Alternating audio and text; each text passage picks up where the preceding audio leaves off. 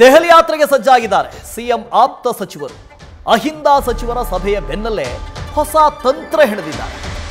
ಹೆಚ್ಚುವರಿ ಡಿಸಿಎಂ ಹುದ್ದೆ ಸೃಷ್ಟಿ ಮಾಡೋದಕ್ಕೆ ಒತ್ತಡ ಹೇರೋದಕ್ಕೆ ಈ ಯಾತ್ರೆನಾ? ಹೈಕಮಾಂಡ್ ಮುಂದೆ ನಿಲುವು ಮಂಡಿಸುವುದಕ್ಕೆ ಸಿದ್ಧತೆ ಮಾಡಿಕೊಂಡಿದ್ದಾರೆ. ಪ್ರಮುಖವಾಗಿ 5 ಬೇಡಿಕೆಗಳನ್ನು ಇಟ್ಕೊಂಡಿದ್ದಾರೆ. ಇತ್ತೀಚೆಗೆ ಮುಖ್ಯಮಂತ್ರಿಗಳೂ ಸೇರಿದಂತೆ ಡಿಸಿಎಂ ಡಿಕೆ ಶಿವಕುಮಾರ್ ಅವರ ಅನುಪಸ್ಥಿತಿಯಲ್ಲಿ ಒಂದು ಸಭೆ ಮಾಡಲಾಗಿತ್ತು. ಆ ಸಭೆಯಲ್ಲಿ ಹಿರಿಯ ಸಚಿವರಿದ್ದರು. ಅದರಲ್ಲೂ ಪ್ರಮುಖವಾಗಿ ಅಹಿಂದ ಸಚಿವರಿದ್ದರು.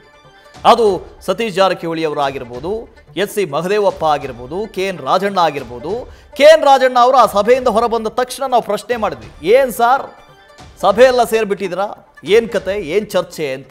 ಅವ್ರು ಹೇಳಿದ್ರು, ಏನೂ ಇಲ್ಲ, ಸಚಿವ ಸಂಪುಟ ಸಭೆಯೆಲ್ಲ ಆದಾಗ ಊಟ ಗೀಟ ಕೊಡಿಸಲ್ಲ ಅಂತ ಹೇಳ್ತಾ ಇದ್ದಾರೆ, ಅದಕ್ಕೊಂದು ಊಟ ಕೊಡಿಸೋಣ ಅಂತ ಪಾರ್ಟಿ ಇತ್ತು, ನಾನು ಸ್ವಲ್ಪ ಬಿಟ್ಕೊಂಡಿದ್ದೀನಿ, ನಾನು ಮಾತಾಡೋದಿಲ್ಲ ಅಂತ ಹೇಳಿದರು. ಸೊ ಆ ಸಭೆಯಲ್ಲಿ ಏನೋ ಒಂದು ಆಗಿದೆ ಅಂತ ಇತ್ತು, ಏನೋ ಒಂದು ಚರ್ಚೆ ಆಗಿದೆ ಅಂತ. ಇದರ ಮಧ್ಯೆ ಈಗ ದೆಹಲಿ ಹೋಗ್ತಾ ಇದ್ದಾರೆ ಅಂತ ಹೇಳಿದ್ರೆ ಏನು ಚರ್ಚೆ ಆಗಿರಬಹುದು? ಹರೀಶ್ ಇದ್ರ ಬಗ್ಗೆ ಹೆಚ್ಚಿನ ಡೀಟೇಲ್ಸನ್ನು ಕೊಡ್ತಾ ಹೋಗ್ತಾರೆ. ಲೈವ್ನಲ್ಲಿ ಜಾಯಿನ್ ಆಗ್ತಾ ಇದ್ದಾರೆ. ಹರೀಶ್, ಇತ್ತೀಚೆಗೆ ನಡೆದಂಥ ಸಭೆಯಲ್ಲಿ ಏನೋ ಒಂದು ದೊಡ್ಡ ಮಟ್ಟಿಗೆ ಚರ್ಚೆ ಆಗಿದೆ ಅನ್ನುವಂಥದ್ದಿತ್ತು, ಏನು ಅಂತ ಗೊತ್ತಿರಲಿಲ್ಲ. ಇದರ ಬೆನ್ನಲ್ಲೇ ಈಗ ದೆಹಲಿಗೆ ಹೋಗ್ತಾ ಇದ್ದಾರೆ ಅಂತ ಹೇಳಿದ್ರೆ ಏನೋ ಇದೆ ಅಂತ. ಏನಿರಬಹುದು?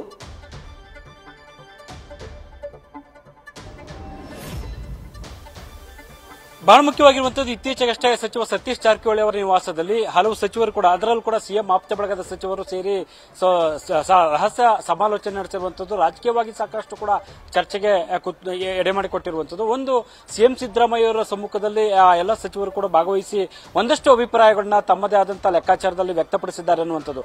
ಇದೆಲ್ಲದರ ನಡುವೆ ಇದೀಗ ಅದೇ ಸಚಿವರು ಕೂಡ ನೇರವಾಗಿ ಹೈಕಮಾಂಡ್ ನಾಯಕರನ್ನ ಭೇಟಿ ಮಾಡೋದಕ್ಕೆ ದೆಹಲಿಯತ್ತ ಪ್ರಯಾಣ ಬೆಳೆಸ್ತಾರೆ ಅನ್ನುವಂಥ ಮಾಹಿತಿ ಕೂಡ ಲಭ್ಯ ಆಗ್ತಾ ಇದೆ. ಸೊ ಒಂದಂತೂ ಸ್ಪಷ್ಟ ಆಗ್ತಿದೆ, ಸೊ ಇತ್ತೀಚೆಗೆ ನಡೆದಂತ ಆ ಒಂದು ರಹಸ್ಯ ಸಭೆಯಲ್ಲಿ ಏನೆಲ್ಲ ಪ್ರಮುಖವಾಗಿ ಚರ್ಚೆ ಮಾಡಿದ್ರು ಅನ್ನುವಂತ ನಿಟ್ಟಿನಲ್ಲಿ ಸಾಕಷ್ಟು ತರ್ಕ ವಿತರ್ಕಗಳು ಕೂಡ ನಡ್ತಾ ಇದ್ವು. ಒಂದಷ್ಟು ಪ್ರಶ್ನೆಗಳು ಕೂಡ ಉದ್ಭವ ಆಗಿದ್ರು. ಒಂದ್ ರೀತಿಯಲ್ಲಿ ಕೂಡ ಸಿಎಂ ಬದಲಾವಣೆ ಆಗಿರ್ಬೋದು, ಕೆಪಿಸಿಸಿ ಅಧ್ಯಕ್ಷರ ಬದಲಾವಣೆ ಆಗಿರ್ಬೋದು, ಮತ್ತೆ ಡಿಸಿಎಂ ಹುದ್ದೆಗಳ ಸೃಷ್ಟಿ ಆಗಿರ್ಬೋದು, ಬೇರೆ ಬೇರೆ ವಿಚಾರಗಳಿಗೆ ಸಂಬಂಧಪಟ್ಟಂಗೆ ಕಾಂಗ್ರೆಸ್ನಲ್ಲಿ ಒಂದಷ್ಟು ಚರ್ಚೆಗಳು ನಡೀತಿವೆ. ಅದೆಲ್ಲದ ನಡುವೆ ಇತ್ತೀಚೆಗೆ ಡಿನ್ನರ್ ಪಾಲಿಟಿಕ್ಸ್ ಆಗಿ ಸಭೆ ನಡೆಸಿರುವಂತದ್ದು.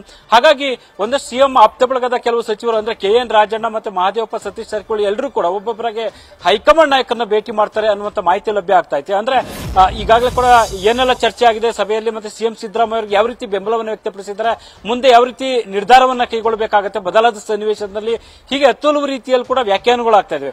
ಅದರ ಮುಂದುವರಿದ ಭಾಗವಾಗಿ ಹೈಕಮಾಂಡ್ ನಾಯಕರ ಮುಂದೆ ತಮ್ಮದೇ ಆದಂತಹ ಸ್ಪಷ್ಟನೆಯನ್ನ ಕೊಡ್ತಕ್ಕಂಥ, ತಮ್ಮದ ಅಭಿಪ್ರಾಯಗಳನ್ನ ಮಂಡಿಸತಕ್ಕಂಥ ಲೆಕ್ಕಾಚಾರದ ಭಾಗವಾಗಿ ದೆಹಲಿಗೆ ಪ್ರಯಾಣ ಬೆಳೆಸ್ತಾರೆ ಅನ್ನುವಂಥ ಮಾತುಗಳು ಕೇಳಿಬರ್ತವೆ.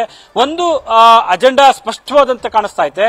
ಬಹುತೇಕ ಕೂಡ ಕಾಂಗ್ರೆಸ್ನಲ್ಲಿ ಸಿದ್ದರಾಮಯ್ಯ ಅವರೇ ಮುಂದುವರಿಬೇಕು ಅನ್ನುವಂಥ ನಿಟ್ಟಿನಲ್ಲಿ ಕೂಡ ಒಂದಷ್ಟು ಈಗಾಗಲೇ ಅಭಿಪ್ರಾಯಗಳು ವ್ಯಕ್ತ ಆಗ್ತಿದೆ. ಅದರಲ್ಲೂ ಕೂಡ ಹಿರಿಯ ಸಚಿವರಾದಿಯಾಗಿ ಎಲ್ಲರೂ ಕೂಡ ಸಿದ್ದರಾಮಯ್ಯ ಅವರೇ ಮುಂದುವರಿಯಲಿ ಅನ್ನುವಂಥ ಅಭಿಲಾಷೆಯನ್ನು ಕೂಡ ವ್ಯಕ್ತಪಡಿಸ್ತಾ ಇದ್ದಾರೆ. ಹಾಗಾಗಿ ಈ ಹಿನ್ನೆಲೆಯಲ್ಲಿ ಕೂಡ ಹೈಕಮಾಂಡ್ ನಾಯಕರ ಮುಂದೆ ಈ ವಿಚಾರವಾಗಿ, ಸಿಎಂ ಸಿದ್ದರಾಮಯ್ಯ ಅವರ ವಿಚಾರವಾಗಿ ಅವರೇ ಮುಂದುವರಿಯಲಿ, ಯಾವುದೇ ಕಾರಣಕ್ಕೂ ಬದಲಾಯಿಸೋದು ಬೇಡ ಅನ್ನುವಂತ ಪ್ರಮುಖವಾದ ವಾದವನ್ನ ಮಂಡಿಸುವಂತ ಲೆಕ್ಕಾಚಾರದಲ್ಲಿ ಈಗಾಗಲೇ ಕೂಡ ಸಿಎಂ ಆಪ್ತ ಬಳಗ ಇದೆ.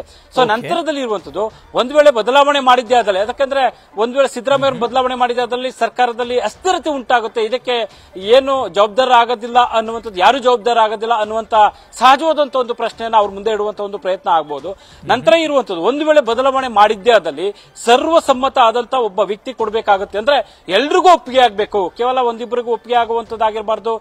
ಎಲ್ಲಾ ಶಾಸಕರ ಅಭಿಪ್ರಾಯ ಪಡಿಬೇಕು, ಸಿಎಂ ಅಭಿಪ್ರಾಯ ಪಡಿಬೇಕು, ಹೀಗೆ ಸರ್ವಸಮ್ಮತದ ಒಬ್ಬ ವ್ಯಕ್ತಿ ಆಗಿರಬೇಕು ಅನ್ನುವಂಥದ್ದು ಕೂಡ ಬಹಳ ಪ್ರಮುಖವಾಗಿರುವಂತಹ ಬೇಡಿಕೆ ಅನ್ನುವಂಥ ಮಾತುಗಳು ಕೇಳಿಬರ್ತವೆ. ನಂತರದಲ್ಲಿರುವಂತದ್ದು ಕೆಪಿಸಿಸಿ ಅಧ್ಯಕ್ಷ ಸ್ಥಾನವನ್ನು ಕೂಡ ಬದಲಾವಣೆ ಮಾಡಬೇಕು ಅನ್ನೋದು. ಈಗಾಗಲೇ ಕೂಡ ಹಾಲಿ ಅಧ್ಯಕ್ಷರಾಗಿರುವಂತಹ DK ಶಿವಕುಮಾರ್ ಅವಧಿ ಮುಗಿದಿದೆ. ಹಾಗಾಗಿ ಅವರು ಉಪಮುಖ್ಯಮಂತ್ರಿ ಆಗಿದ್ದಾರೆ, ಜಲಸಂಪನ್ಮೂಲ ಖಾತೆ ವಹಿಸಿಕೊಂಡಿದ್ದಾರೆ, ಬೆಂಗಳೂರು ನಗರಾಭಿವೃದ್ಧಿ ಖಾತೆ ವಹಿಸಿಕೊಂಡಿದ್ದಾರೆ.